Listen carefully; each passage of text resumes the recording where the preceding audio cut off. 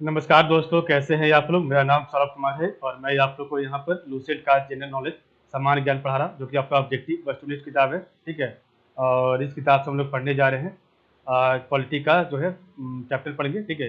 तो पॉलिटी का जो भी आपका सेट प्रैक्टिस है या फिर जो भी क्वेश्चन आएगा उसको सॉल्व करेंगे। तो चलिए स्टार्ट करते हैं। MCQ based. ठीक है। तो आज का चैप्टर हम पढ़ेंगे पॉलिटी में। आपका चैप्टर नंबर 10 का पार्ट नंबर 2 पढ़ेंगे, जो कि आपका फंडामेंटल ड्यूटी से है। ठीक है। तो फंडामेंटल ड्यूटी से जो भी क्वेश्चन होगा उसको आज हम लोग यहाँ सॉल्व करेंगे। ठीक है।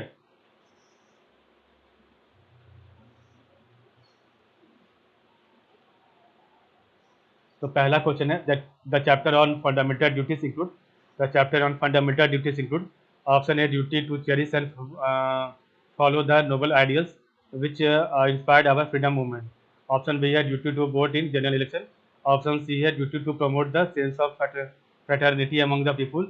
Option D है duty to stick to the political party on whose ticket one contested election. ठीक है।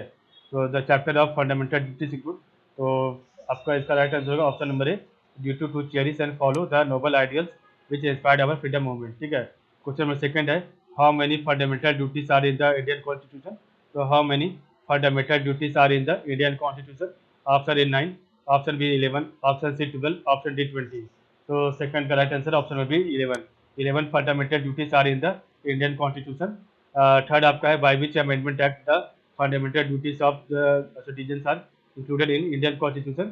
So by which amendment act the fundamental duties of the citizens are included in the Indian Constitution. Option A 42nd Amendment Act, option B 44th Amendment Act, option C 56th Amendment Act, option D 73rd Amendment Act. तो आपको बताना है तरीका right answer क्या होगा।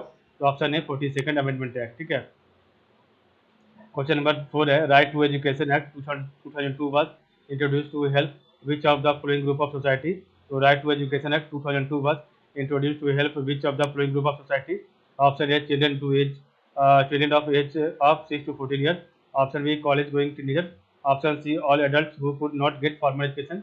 Option D those who are interested in technical education. Option D female student studying senior secondary school. तो fourth का right answer है option number A children of age of 16 to 14 year. ठीक है।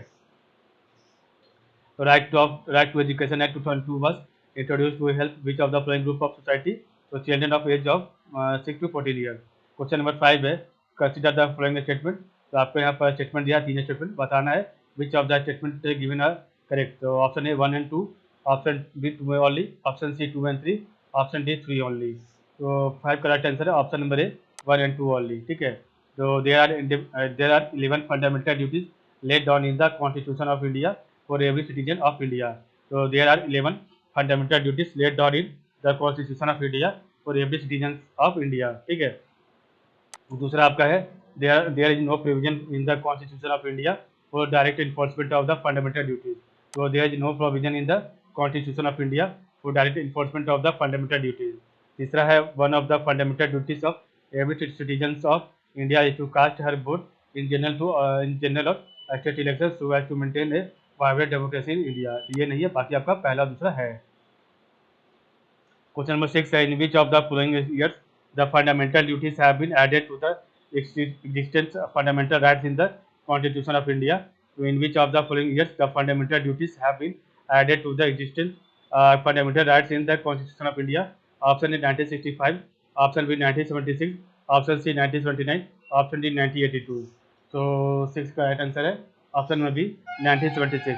तो in 1926, the fundamental duties have been added to the existing fundamental rights in the Constitution of India. Question number 7 है the 42nd Amendment Act has incorporated into the Constitution of India a new chapter on the 42nd Amendment Act has incorporated into the Constitution of India a new chapter on option A administration of Union territories, option B formation of interstate council, option C fundamental duties, option D none of these. तो 7 का right answer है option number C fundamental duties. Question number 8 है by what term the 10 commandments of 42nd constitutional amendment act are called. तो by what term the 10 commandment of 42nd constitutional amendment act are called. Option A fundamental rights, option B fundamental duties, option C Panchayati Raj principle, option D directive principle of state policy. तो eight correct answer option में B fundamental duties. Question number 9 है which one of the following is a fundamental duty in India. तो which one of the following is a fundamental duty in India. Option A separation of judiciary from executive. Option B to value and preserve the rich heritage of our composite culture. Option C free and compulsory education for children. Option D abolition untouchability. तो आपका जो है fundamental duty क्या है 9 का B to value and preserve the rich heritage of our composite culture. ठीक है, to value and preserve the rich heritage of our composite culture. तो ये आपका फंडामेंटल ड्यूटी है। ठीक है, क्वेश्चन नंबर 10 है which of the following is correctly match. तो आपको बताना है चारों में से कौन सा सही मिलान किया हुआ है। ठीक है, तो आपका ये है part 2 of the constitution fundamental right, part 3 of the constitution citizenship, part 4 of the constitution fundamental duty, part 5 of the constitution directive principle of the state policy. तो 10 का right answer option number C होगा। Part 4 A of the constitution deals with the fundamental duty. ठीक है, और part 2 आपका citizenship है, part 3 आपका जो है फंडामेंटल राइट्स है, और पार्ट 5 जो है आपका यूनियन के लिए या किसी और चीज़ के लिए। ठीक है, यूनियन टेरिटरीज सॉरी सेंट्रल के लिए। ठीक है, क्वेश्चन नंबर 11 है which one of the following is not a fundamental duties. तो which one of the following is not a fundamental duties, इसमें से कौन सा आपका ड्यूटी नहीं है। तो option A to respect the national anthem, option B to safeguard public property, option C to protect monuments and place of public importance, option D to protect and improve the natural environment. तो 11 का right answer क्या होगा। इसका right answer है option number C to protect monuments and places of public importance. बाकी आपका सभी है। ठीक है, तो which one of the following is not a fundamental duty. तो to protect monuments and places of public importance ये आपका ड्यूटी नहीं है। बाकी to respect the national anthem, to safeguard public property और to protect and improve the natural environment. Question number 12 है the fundamental duties are mentioned in the following part of the constitution of India. The fundamental duties are mentioned in the following parts of the constitution of India. Option A part 3, option B part 4, option C part 4 A, option D part 6। तो हमारा correct answer option number C है part 4 A. तो fundamental duties are mentioned in the part of the constitution of India part 4 A. Question number 13 है which one of the following is correct. तो which one of the following is incorrect, आपका इसमें से कौन सा incorrect है, सही नहीं है। Option A fundamental duties are the part of the fundamental right, option B fundamental duties are not part of the fundamental right, option C है fundamental duties are enumerated in the part 4A of the Indian Constitution, option D article 51A explains 11 duties of every citizen of India। ठीक है, तो 13 का right answer है option number A fundamental duties are the part of the fundamental right. ये गलत है, बाकी आपका सब सही है। तो fundamental duties are not a part of fundamental right. ठीक है, fundamental duties are enumerated in the part 4A of the Indian Constitution और article 51A explains 11 duties of every citizenship of India। ठीक है, क्वेश्चन नंबर 14 है it shall be duty of every citizen of India to protect and improve the natural environment. This statement refers to which of the following articles of the Constitution of India? So it shall be the duty of every citizen of India to protect and improve the natural environment.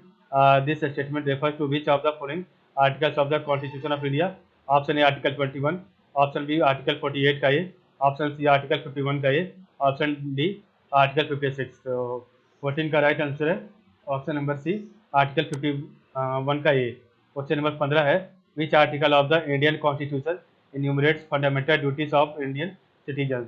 तो which article of the Indian constitution enumerates fundamental duties of Indian citizens। Option A article 50 का ए, option B article 50 का B, option C article 51 का ए, option D article 51 का B. ठीक है, तो 15 का right answer option number C है। तो which article of Indian constitution enumerates fundamental duties of Indian citizens। तो ऑप्शन नंबर सी आर्टिकल 51 का ए। ठीक है,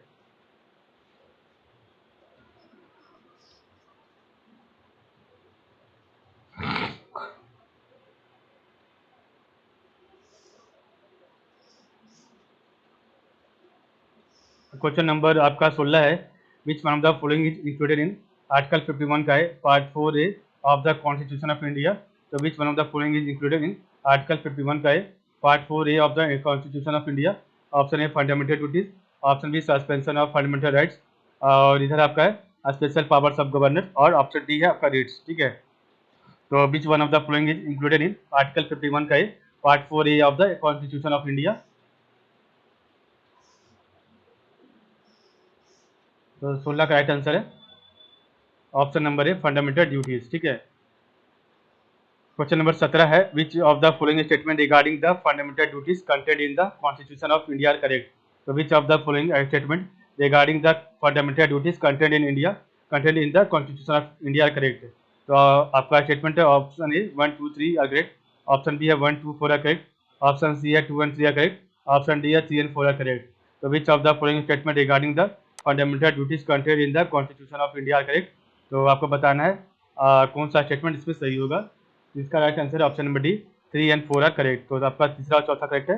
तो fundamental duties can be enforce to writ jurisdiction, ये गलत है।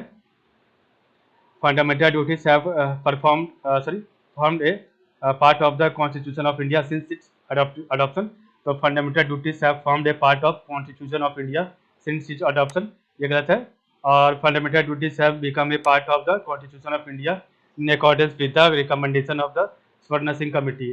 तो fundamental duties have become a part of the constitution of India in accordance with the recommendation of the Swarna Singh committee, ये सही है।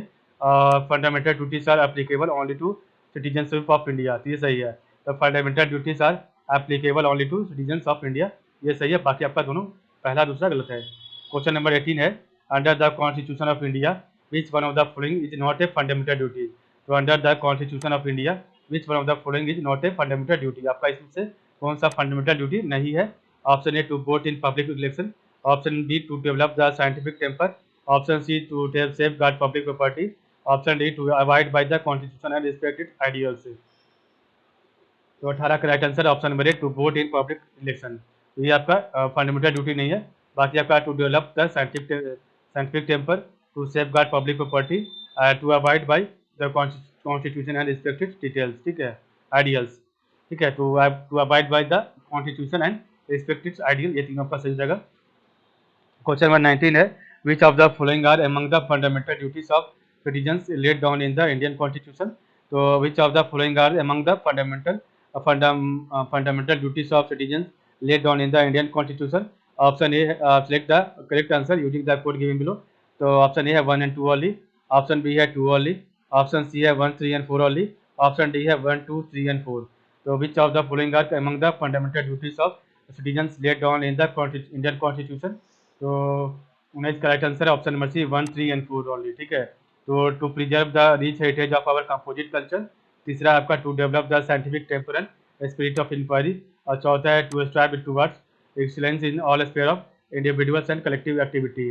तो ये आपका तीनों जगह to preserve the rich heritage of our composite culture, to develop the scientific temper and spirit of inquiry, चौथा आपका to strive towards excellence in all sphere of individual and collective activity. ठीक है, तो 1 3 4 आपका सही जगह और दूसरा आपका गलती हो जाएगा। ठीक है, तो protect the weaker section from social injustice, ठीक है, ये गलत है। बाकी आपका सब सही है। इस प्रकार हमने देखा आज का वीडियो, तो आज के लिए बस इतना ही। और कल हम पढ़ेंगे आपका नया चैप्टर नंबर 11 पढ़ेंगे कल, द यूनियन एग्जीक्यूटिव, जिसमें हम लोग फर्स्ट पार्ट पढ़ेंगे द प्रेसिडेंट के बारे में। तो आज के लिए बस इतना ही। आप लोग का बहुत बहुत धन्यवाद।